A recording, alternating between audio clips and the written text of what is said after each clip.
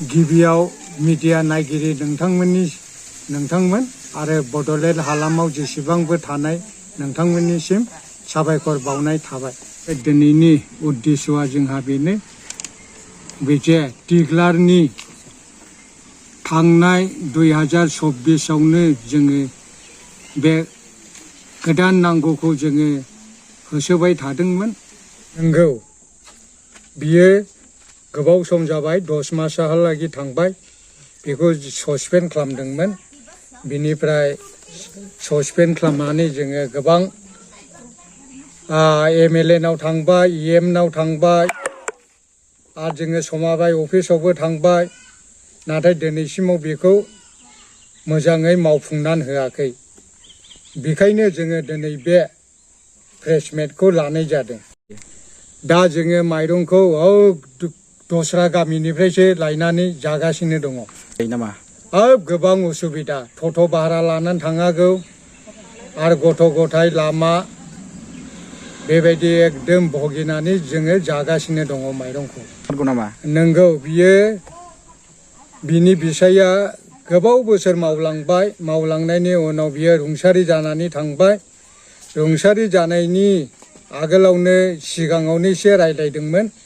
बिनिफ्राय रुंसारि जाखांनायनि उनाव बियो सिखाव सुरुपै बिसायनि लाइसेन्सखौ गावनि नामाव बानायनानै लादों।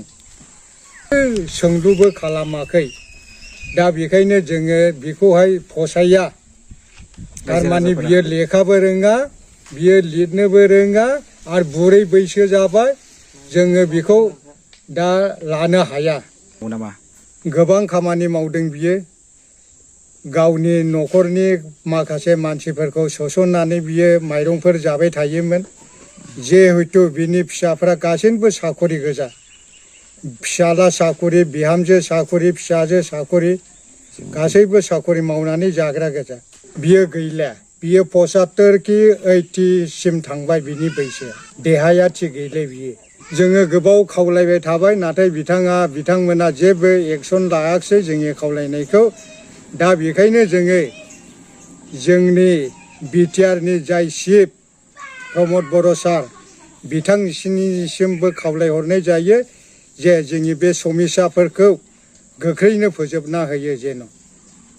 बियो सैथो खोथा।